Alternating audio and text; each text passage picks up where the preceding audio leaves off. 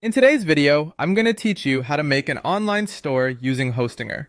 Whether you're looking to sell your handmade crafts, vintage finds, or even digital products, setting up a professional online store is now easier than ever. And I'm here to guide you through every step of the process. First, you'll want to open your web browser and head over to the Hostinger website. Once you're there, go to the H panel, which is Hostinger's user-friendly control panel.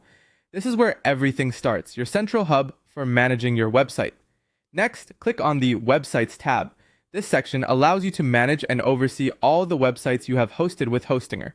It's a simple interface that's intuitive and easy to navigate, perfect for beginners and experienced users alike. Once inside, you'll see an option that says Manage Store. Click on that. This section is specifically designed for managing e-commerce features on your site. It's where the actual setup of your online store begins. Now, we're getting into the fun part. Once you're in the store management area, click on Products. This is where you'll add all the items you plan to sell. It's good to have a list of your products ready to save you time later on. To add a new product, simply click on the Add Product button.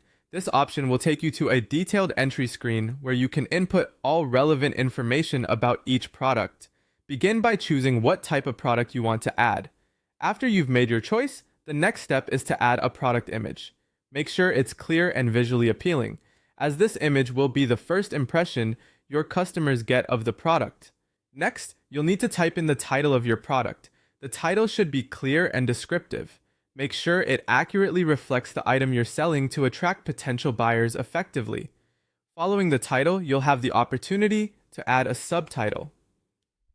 Use this space to add any additional information to entice customers further. You can also type in a ribbon. This often signifies something special about the product, such as bestseller or limited edition.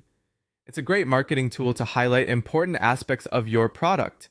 Next, provide a detailed product description. Be honest and thorough here, as a well-written description can be the deciding factor in making a sale.